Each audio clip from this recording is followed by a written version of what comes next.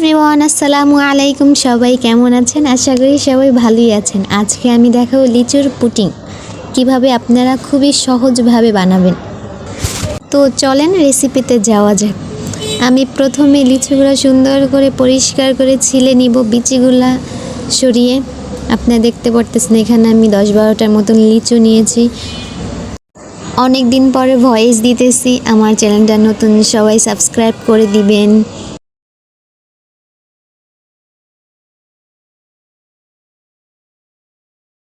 কিছু লিচু আমি ব্লেন্ড করে নিব জুস বানানোর জন্য।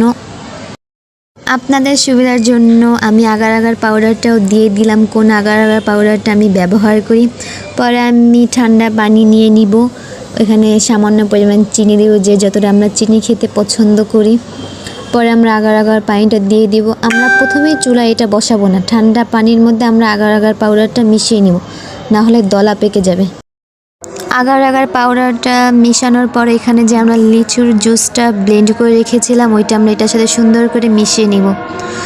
অনেকে গুঁড়া দুধটা দেয়, অনেকে দেয় না, আমি দিলাম কেন টেস্টটা খুবই ভালো আসে। পরে আমরা গ্যাসের চুলাটা জ্বালিয়ে দেবো। এখানে দেখতে পারতেছেন কি সুন্দর ঘন হয়েছে।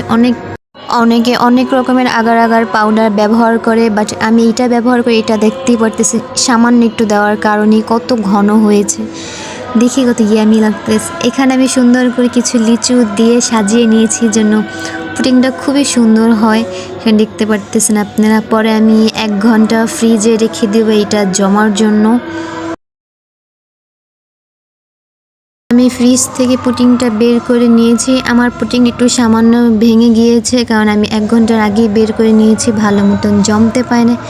তাও দেখেন কতটা লোভনীয় অ্যান্ড ইয়ামি হয়েছে। এতটা ইয়ামি হয়েছে, একদিনেও লাগে নাই, তার আগে সবাই ভ্যানিশ করে দিয়েছে। খুব ইয়ামি হয়েছে। সবাই একবার ট্রাই করবেন অ্যান্ড আমার চ্যানেলটা সবাই সাবস্ক্রাইব করে দিবেন, ফলো করে দিবেন। আমার ভিডিও কেমন লাগবে সবাই কমেন্ট করবেন।